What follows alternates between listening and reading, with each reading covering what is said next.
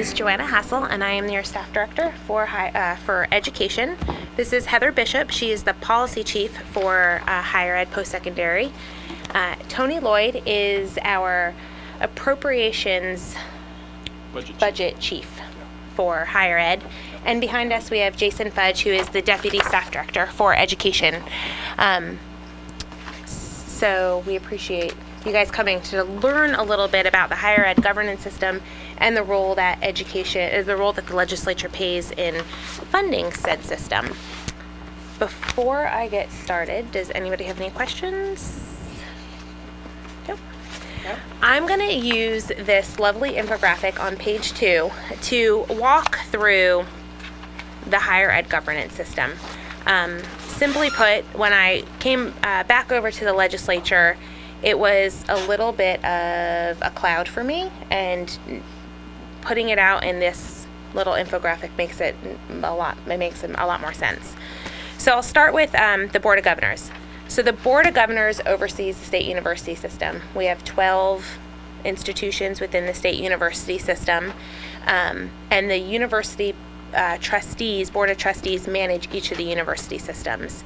We have FAMU, FAU, Florida Gulf Coast University, FIU, Florida Polytech, which is one of our newest universities, Florida State, New College, University of Central Florida, University of North Florida, University of South Florida, and University of West Florida. And we have one more person coming on in. Sure, stop me and ask questions. Or the Board of Governors come to be the controlling entity for the university system. Yeah, sure. So back in 1998, between 1998 and 2003, there were a series of constitutional amendments that adopted restructuring of the state university system. And here, can I jump to about 2003? About 2003, another constitutional amendment created the Board of Governors. And then through a settlement agreement between the Board of Governors and the legislature, that in 2005, we came to the clarification through the settlement agreement on the roles and the authority of the legislature versus the Board of Governors. And if you want more, Heather's our girl.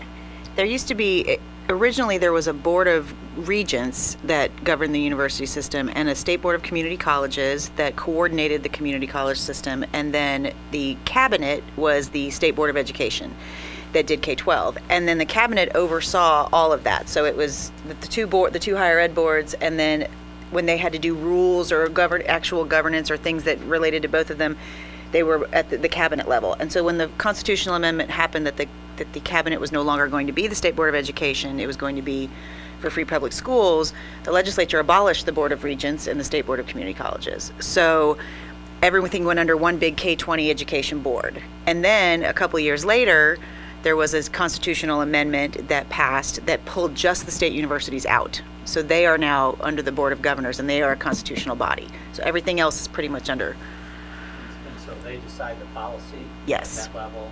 And Yes. we just fund them according to whatever we think is... Right, and she'll tell you about, and she's about to tell you about what exactly the powers are that separate, because there was a suit and a settlement agreement that had to come out of that, and then that kind of delineated the powers. And that's just the state schools. Yes. Public Yes. universities, yes. How many people are they on the Board of Governors? I think it's 18, maybe? It's around 18, I think, 16, 18. They're appointed by the governor. And then I think they're all appointed by the governor except for the student member who's a student body president. And I think that's something we added within the last couple of years, the last few sessions, I think. Remember that we voted on that, something from the state. Yeah, I think it's in the Constitution that the governor appoints the yeah. You're thinking about the difference between the Student Government Association representative and just a student representative. There was a bill Right. a couple sessions ago about that distinction.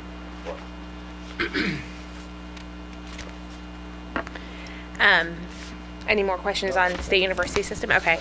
Well, and I'll let me just address that really quick. So in the settlement agreement, the clarification of the roles, so the legislative powers over the state university system are going to be to establish the tuition and fees, appropriate the state funds, and establish the institutions by law. And then the Board of Governors authority include the right to operate, regulate, control, and fully be responsible for the management of the state university systems. They're the entity that's going to define the distinctive mission of each of the 12 universities. They're responsible for the coordination and the daily operation of the state university system, avoid the wasteful duplication of facilities or programs, and then lastly, they are the entity that approve, review, and or terminate any of the state university degree programs, the actual programs within the university system. So that's where the legislature gets its power and the BOG gets its power, its authority. Yes. So we can't legislate on like policies within the university system at all? We can legislate as it relates to funding. So you can legislate via funding. You can provide funding for something that if the universities don't do, they don't get the funding for it. Performance funding is a good example, and she'll talk about that in a bit. So there are ways to influence policy through funding. But as far as the general operations of the university, that is a Board of Governors responsibility. So for like excess credit hours, that would. Can you use your microphone? I'm sorry. Thank you. So for excess. Okay. For excess credit hours, how would you influence that through funding? Because it's a fee. The excess credit hours is a fee. So the legislature that is in law, that the legislature has determined that the excess credit hours fee will apply because it's part of your tuition that you pay. So if you go beyond a certain amount, the legislature has determined that it will now, the legislature is not going to fund the state part of it anymore. So that's where that came from. So we would just say we will fund if we wanted to increase that or whatever. Right. Okay. Right. That's supposed to like block tuition, all those areas. What he's talking about, when they have excess credit hours and they pay more for Oh, the excess credit hour funding? Yeah, if you go beyond the 120 hours of the degree and anything a certain amount above that, yeah. Different ways to try to get people to matriculate quicker.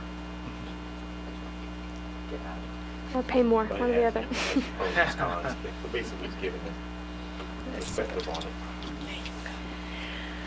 Moving into what's the role of the State Board of Education. So within the State Board of Education, you have three entities: the Division of Colleges, the Division of Career and Adult Ed, and the Division of Colleges, and the Commission for Independent Education. The Division of Florida Colleges oversees the Florida Public Colleges. So examples of the Florida Public Colleges. So Miami-Dade College, Seminole State College of Florida, Tallahassee Community College are your examples of Florida public colleges. Right, not state universities. Right. Santa Fe. Right. 28 of those in the state. 28 Florida public colleges. Before you go on, can you? Can I flip you? They're trying to.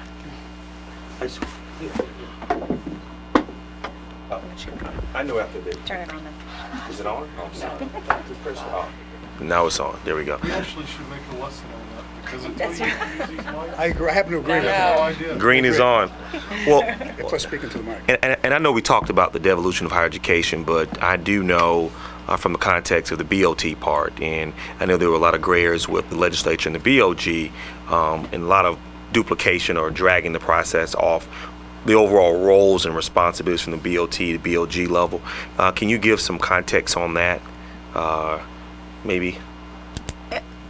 Just let me clarify what you're asking about, the responsibilities of the Board of Governors versus the individual boards of trustees? Well, I mean, there appears to be, similar responsibilities, duplication in many respects. I know we had the Board of Regents or whatnot, but I'm assuming based off how the Board of Governors is appointed, the Board of Trustees is appointed, there's no struggle for power. But, any conversations in regards to that process, to streamlining that?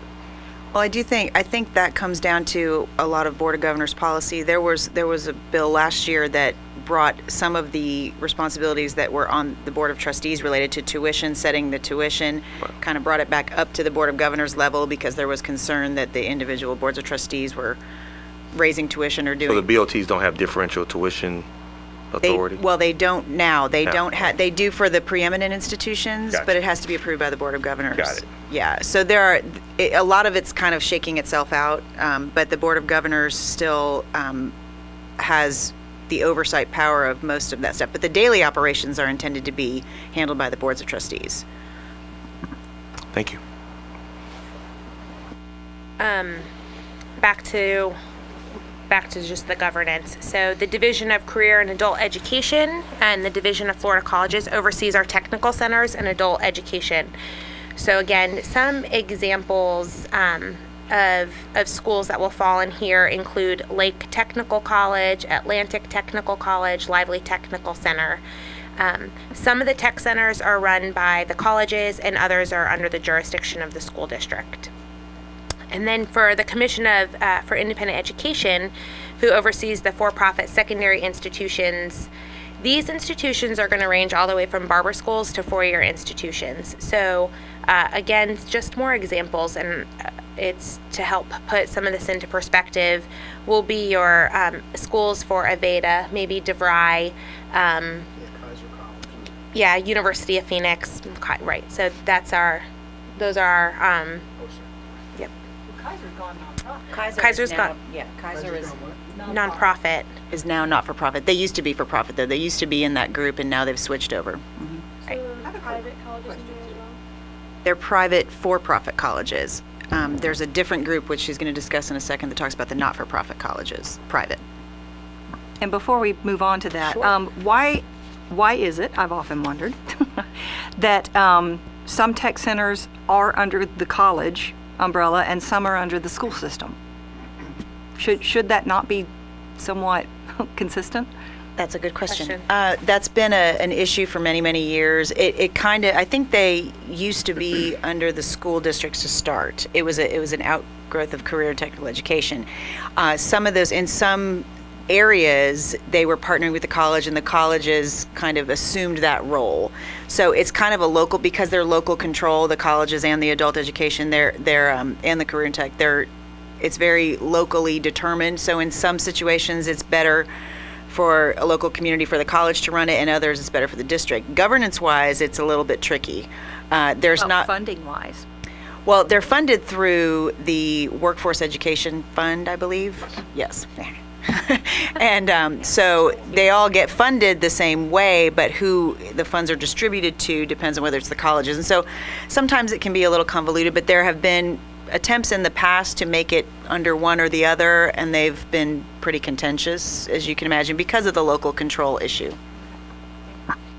Sure. Lastly, talking about the independent colleges and the universities, affectionately known as the ICUFs. Your ICUF is, we're looking at our University of Miami, Stetson, Florida Institute of Technology, Bethune-Cookman. These are examples of schools that are nonprofit colleges and universities and are managed or overseen by the association called ICUF. So that's just the governance structure. So we're dealing with, in higher ed, lots of different regulatory bodies on each of your issues. We walked through a little bit of the history of the post-secondary system as it relates to the state university system, but then talking a little bit more towards the state university system and also towards the Florida college system. What's the role of the legislature? So the role of the legislature, as we've already discussed, is to appropriate state funds. In 2012, the legislature adopted a performance funding model for the state university system based on institutional attainment of performance measures. The legislature required the BOG to adopt metrics that would include things like the graduation rates, the retention rates, your post-graduation employment rates, degree production affordability, so real outcome measures. And then the Board of Governors took that and then created 10 metrics, and they set benchmarks for each metric. I'm not going to go into all that details now. We can, if you want to, talk about it in detail. But overall, institutions receive scores based on each metric, and they have both excellence and improvement over the previous year. And to date, the legislature has funded $525 million for the state university system performance funding. Break. Do you guys have any questions on performance funding? Sure. Is this going to lead into what we did with UF and Florida State, that they have what we call preeminence? And now we have a few two schools with what we call Emerging. Yep. preeminence. Yeah. So subsequently in 2013, the legislature adopted the preeminent, I've got to look at this every time, preeminent state research university program to reward institutions that meet academic and research excellence standards. So as you said, Florida State and University are the two institutions that currently have the designation. Backing up, there's 12 academic and research standards. And an institution has to meet 11 of the 12 in order to be designated as preeminent. And then in 2016, the legislature added the emerging preeminent designation, and a institution has to meet at least 6 of the 12 standards in order to qualify for that designation. And UCF and USF are the two state schools that currently are designated as preeminent, emerging preeminent universities. And here, the legislature has already appropriated $77.5 million to date. You said UCF and USF, right? Yes. And so does the performance metric system, does it take into account the unique nature of the institutions like New College, the unique missions, or the overall demographic or size or mission of the institutions? I'm going to have Heather start with that. It does to an extent. There are 10 metrics, and the 9th metric is a metric chosen by the Board of Trustees for each institution. The 10th metric is a board chosen by the Board of Governors that's specific to that institution. So those two metrics do. I think there was a feeling that every institution should focus on things like graduation rate, retention rate, wages, et cetera. There are, the question is, to what level do the institutions have the ability to perform on certain things based on their demographics? But they do have some measures that are tied to that, to their own mission. If I could add to that answer, there's 2 scales, and each institution can score up to 10 points for each of those 10 criteria. So you could score a 10 on graduation rates. But let's say you're a university whose graduation rates would only be a 2 or a 3 for whatever reason. There's an improvement scale as well. So if your graduation rates were at 22%, but you moved up 5% in a year, then you could score max points for improvement. So in doing both, it has to be one or the other. So whichever of those, whether you score higher for that metric on excellence or on improvement, that's the score you get. So if you scored an 8 on improvement but only a 4 on excellence, you'll get 8 points for that particular criteria. So when you add up the 10 metrics, it's a 100-point scale. But by having both scales, I think it allows institutions who may not be doing as well as others on particular criteria to be able to compete and improve that way. So I think it was set up that way. Do we have any questions on performance funding? No, just in the goal, I know the goal is to, make them strive for greater, all the metrics measurements that you have there. But it's like you said, it is there, in terms of the fairness to the schools that are, maybe don't attract that same caliber of student that's going to help them succeed to a greater degree. How on balance does that really work out in the end if the some of the schools that would naturally, again, maybe not attract the maybe the more highly successful students, to get to that same, achieve those same goals by that they're getting a lot less funding apparently because they're getting most of it. So again, I get the rewards aspect of that to help them, or encourage them, but at the same time, on balance, how do we make sure that some of the other universities aren't suffering because of it? Well, in the early stages of funding, since it hasn't been happening very long, and we know where everyone stands at the beginning, the improvement, as Tony said, the improvement ratings really give institutions a chance to get the same type of score as the ones that are high achieving right now. Eventually, if we keep improving, which is the goal, right? We want everybody to keep improving. Eventually, those improvement scores are going to level off because you can only improve so much, and the more you improve, the harder it is to maintain because you can't improve that much again every year, and eventually until you get to the top. Now, if they're all performing in excellent standards, great. That's the goal we're looking for. The issue that I think could be the problem down the road, that we've heard is a problem down the road, is that there is, no matter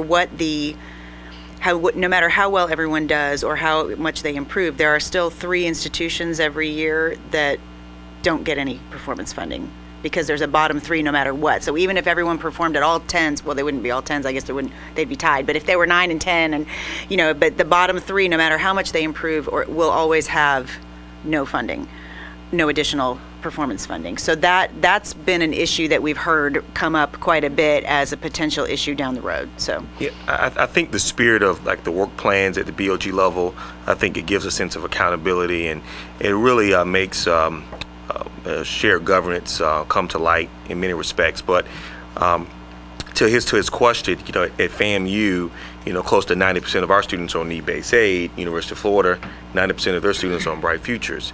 And so it's kind of, creating this one-size-fits-all approach, but I get the whole dynamics of accountability, the metrics. It's good to hear about the individual categories that each individual board can set, but just more to that spirit, what I've seen is when you start looking at trying to meet your FTE corridor, trying to meet your enrollment goals and objectives, where we are raising the standard for admission to get into certain schools, where the preparation for students that may meet that classification, they aren't able to get into those schools. So like, for example, the average ACT score for an African American male in Florida is like a 17.1 or 17.3, but you have to score in each individual section. We start talking about FTE and upper level, lower level students. So it kind of creates a difficult situation for some of the more non-traditional schools that have more specific mission scopes. But I get the spirit, and I think it's actually improved those institutions from a standpoint of accountability and the whole concept of shared governance. So it's and there may be ways to tweak some of those measures and some of those things to get to some of those issues, like looking at students who are from underrepresented populations, or students who have less preparation, and maybe providing additional points or whatever, however you'd want to look at it, for helping those students graduate. That maybe giving extra credit for those institutions that are working with students who are less prepared or who have less that would background. be done on the BOG level, correct? Yeah, Okay. and also, the 2+2 system is a really good. Florida has a very strong 2+2 system that may not be utilized quite as much as we've seen in the past, where students can enter at the community college level, the college system level, right, and then articulate there's a lot of regional partnerships and things with universities where if you come into one of the regional colleges and you graduate with your AA degree, you're automatically accepted to the university. So you have a pathway, which is a very good. That's what 2+2, and Florida's system was designed on a 2+2 model, where the universities, some of them were originally only upper division. That has changed over the years, but the intention is that you should be able to seamlessly go from any of the Florida college system institutions, the 28, to the 4-year. But that's one pathway, but there are other ways too.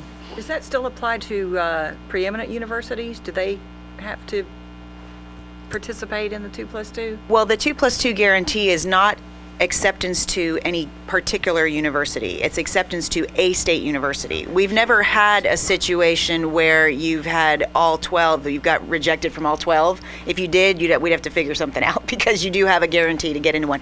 But it's not into the university of your choice or the program of your choice, because some of the programs are limited access. But we do have, there's never been a student who wanted to go to a state university after getting an AA who didn't get into one. And some schools like UCF has direct connect, so they're guaranteed either from Seminole State or Valencia to get into UCF. So that's depending on the school, they have different programs to where you can get assured admission into a specific university, but that's not. Right, and those are the regional partnerships, but statewide, there's not a guarantee of any particular institution. Yeah. Yeah, is there performance-based funding in our state colleges Yes. as well? Same basic parameters? Similar. Mm-hmm.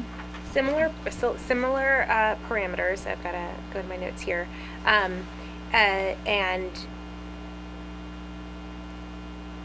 the it didn't pass until 2014, so it's newer and it's in infancy.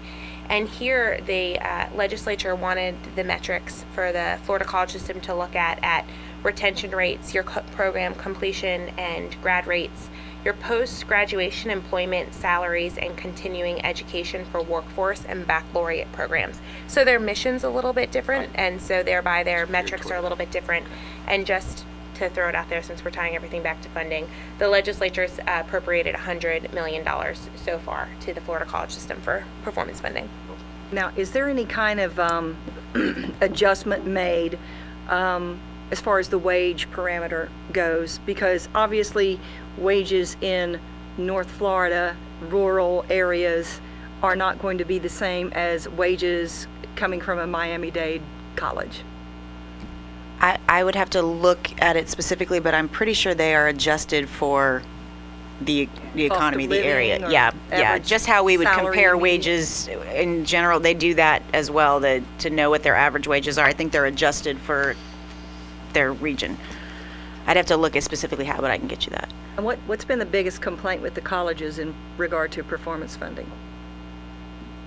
I haven't heard tremendous amounts of complaints. I think the issue again is the ones that, if they don't get into, theirs is a little bit different because they look at standard deviation from the mean.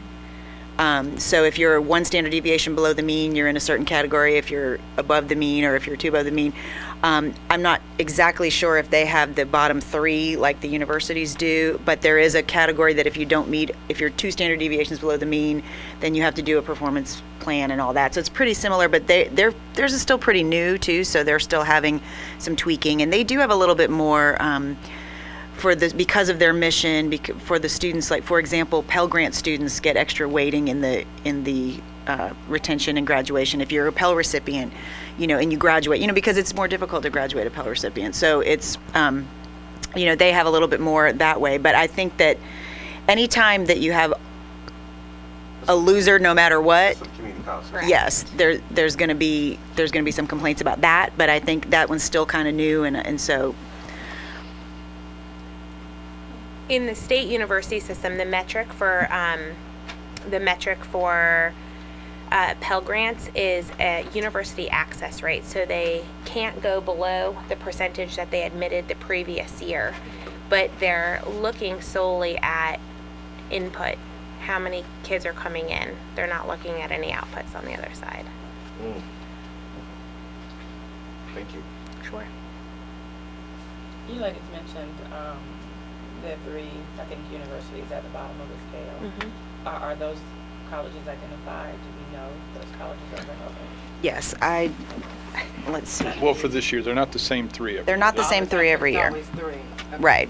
Do you know which ones they are? Yeah. He does. That note Sorry, is in for my this, office. this current year, it's New College, West Florida, and North Florida. And I think earlier, you guys talked about FSU and another college I didn't hear being a part of the preeminent. University of Florida. Okay, thank you guys. Sure. Everyone did that. That's what I've prepared to talk about today. So I'm happy to answer some more questions, have more dialogue on some of the performance metrics, anything that's outside of this. But the specific scope of this course was really just to try to get a clearer understanding of the governance of higher education and then the role that the state plays, and we're happy to answer questions in the field. I just have one question. I'm gonna get used to it. In regards to Pico projects, I know the budget keeps evolving, and if there is a phased-in Pico project, is it an unwritten rule, or is it assumed that the rest of that project will be funded in future sessions? I wouldn't go that far, but, Gotcha. but let me say this. When they do the Pico projects, they do identify if it's a project that's going to be 10 million and they're going to fund it over 3 years. Because the legislature can't bind the next legislature. So there is that technical piece. But they will annotate by that Pico project first of 3-year funding. So everybody's aware that this is not a $3 million project, this is a $10 million project that's going to have follow-on the following year. I don't know if that properly answers your question, Yes. but it's identified as being a multi-year project, but it's about tying the hands of future legislatures. So a legislature could come and stop the project 3/4 of the way through. I don't know that that's Not a usual not practice. a usual practice. Thank you. Thank you. They're taping us. Thank you. Am I recognized? Okay. I just know that they wanted on. Oh, okay. No, I just wanted to find out if you could send me the information on how the current Bright Future Scholarship program works, because I know it's morphed and changed a little bit over the years. Sure. Do you want either one of these two bright folks to talk about it quickly? We have time. Yeah, sure. It's an important topic. When Which you're, one of you want to start on well, it? I'll start. When you're asking about how it works, are you talking about the eligibility criteria, or? Like if your grade is such and such, Okay. this is what your scholar, If different level, so. Right. So there are two different kinds of, well, three different kinds of awards. There's the Florida Academic Scholar Award, which is the highest level award. And to be eligible for that, you have to have, I believe it's a 3.5 GPA and an 89th percentile on the SAT or ACT score. So it's a 1290 right now. And then there's the Medallion Award, which is the next level scholarship, which is set right now at an 1170 for the SAT. I believe it's I don't know what it is for the ACT. I've got it here. And it's 26 on the ACT and a 3.0 GPA, I believe. So that's to get you eligible. And then and then there's also a Gold Seal Vocational Scholar program for career and technical centers that you can go to. Yes. When was the last time that those scores increased? Because I remember Can I when. ask you to do me a favor?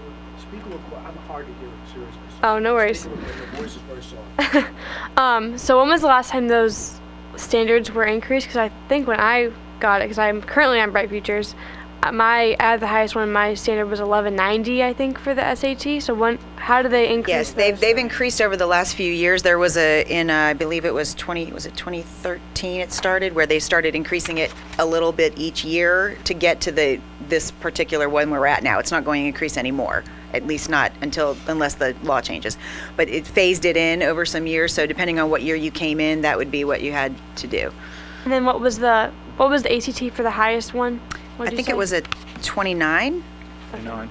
That might have been what it was actually when I went through. Crazy. Yeah, and it used to be that Bright Futures was funded based on the percentage of your cost, your tuition cost and fees. And so academic was 100%, and Medallion was 75%. And then it became an issue over the years because every time tuition would increase, then Bright Futures funding also had to increase, and that became a huge budget issue. And so it was decoupled from tuition, and determined that we're going to give a flat award now for academic scholars, which is about equal to 100% of tuition, but not fees. It's a set amount, and then a smaller amount for Medallion. Yes. So then back before they changed that, was the tuition rate $100 per credit hour? Because that's what they give now for the highest one. It was approximately that. Because now it's like $220, which is like Right. 50% Well, and there's for the fees highest. included in that too. And so now it's just a set amount, and the fees are what they are. And so, and for Medallion, it's the same thing. It used to be 75% of tuition, and now it's set per amount. And there used to also be a book stipend for academic scholars, the top scholars, and that went away as well. Jeez. Right. Yeah, but tuition has stopped increasing, so that helps a little bit. There has been not much of an increase in tuition in the last few years. Oh, no, it's expensive. Yeah, affordability continues to be an issue. So, but so that's where we are with Bright Futures as far as how it's funded, and it's funded through lottery dollars, as we know. That's for both the four-year colleges, although the colleges now, like Miami-Dade. All right, thank you. So the colleges, like Miami-Dade or Broward College, those are now 4-year, most of those are like 4-year schools as well. But when we're talking about, this is for both the universities and the colleges, correct? Yes. Now, for example, the Florida Academic Scholars Award, if you get the highest award, you get $103 per semester or per credit at a 4-year university. You get $63 per credit at a 2-year institution, which Miami-Dade would still be considered a 2-year institution. Right. But if you're in a baccalaureate program at Miami-Dade, which you could be, you would get $71 per credit hour. So it just depends on where you are. But because the tuition is cheaper at Miami-Dade still than it is at Florida State University, say. I have a question, Heather. We're talking about how the requirements, the standards have increased over the past few years. Didn't it start at a certain level and then we dropped it down to include more and more students and then we just started moving it back up again? Or was it always, the program always at that level, and we only increased it over the last few years? I think, and I could be wrong about this, but I think that it started at 970 when 970 meant something different than what it means now. Because when the test changes, the concordance scores change. For example, they just changed for the SAT. And an 1170, which is what is eligible for Bright Futures, used to be an 1170. Now, if you got an 1170, it equates to an 1100. So it started decreasing the amount, the aptitude or whatever the score was, it was actually making it lower. And so it took the percentile, and the 970 now would be the 42nd percentile. So that didn't seem to be very meritorious. Before it was what, 20? It was higher. Well, it was higher than that. It would have been in the 50s or 60s, the percentile, when you looked at what a 970 used to mean on the SAT. Mm-hmm. Now it means a lower percentile. It's 42nd percentile. And so the thought was, well, how meritorious are we if some of those students may actually need remediation, if you score 970, depending on how you score, because there are college readiness standards that the SAT College Board sets as well. So the thought was we're going to make it a merit scholarship, make it more of a merit scholarship, and bring it up to a higher percentile, which is now at 75% percentile. So as scholarships go, can we compare in dollars or percentages the amount that we give out as a state for merit scholarships versus need-based scholarships? We can. I don't have those exact dollars in front of me. Okay. But yeah, we can certainly get that. Yeah. Thank you. I do have one final question. I know some of our community colleges are now offering 4-year degrees in certain areas, and they're competing in the same geographic area with some of our state universities in that regard. What is the authority of the legislature from the standpoint of, I know the role of the Board of Governors in regards to approving new programs in that regard? I do know that I guess there's some type of rule where if an academic program is offered in a certain area, that it has to be put in a different geographic area. I guess that's some Board of Governors policy. I know FAMU's law school is in Orlando. What is the authority of the legislature in that regard in terms of programs where there may be one institution wanting to have an architecture school in the same city as another SUS? I don't believe that the legislature has no authority. Current authority about where, as far as the Board of Governors, where the universities put in, programs. But when the colleges do a baccalaureate program, there's a very strict process laid out in statute that the state board has to go through in order to approve them getting a baccalaureate degree, and that includes talking to the universities giving the universities in their region an opportunity to object to them doing a program because it might conflict with theirs. So typically the ones that are approved are ones that are meeting a need that's not being met by someone else. Right, nurses, or a baccalaureate of applied science, which is a little bit different, and so it's kind of a niche for that local community. because there are only 12 universities in the state, and so if the universities aren't able to do a branch campus or a concurrent use partnership or something like that, we have those models where a university can go, and TCC does it with Flagler. Flagler comes and comes on their campus and offers some baccalaureate degrees. So that's a great model, so TCC hasn't had to try to get those programs for themselves. But if they can't get something like that, that's when they go through the process to get their own baccalaureate approved. So for SUS programs, it would be the It would authority be the of the Board of BOG. Governors, Okay, yes. got it. Thank you. I just wanted to kind of answer what you said, or at least give my perspective on it. Students that get need-based scholarships, the numbers they get don't even compare to those that get merit-based scholarships. So, I have the highest you can get of Bright Futures, and I have a scholarship from UCF as well. But my friends that are on the Pell Grant or whatever, they get almost triple what I get, and that's the highest that I could even attain. So that's at least my view of those numbers and how they show up. And if I could comment on the 4-year degrees at colleges real quick, I challenge all of you that live in very urban metropolitan areas to keep in mind something that may not have occurred to you about rural colleges, for instance. And I am afraid this may be the way we're moving, and I hope it's not true. But a lot of your state colleges cater to students who are making a transition in midlife. Maybe they have come back from the military, maybe they're married, they have children, they have a job, and they're taking night classes because they want to better their position, and they're not in a position to uproot their family, quit their job, and move to Gainesville or Tallahassee or Miami or Jacksonville to attend a 4-year university.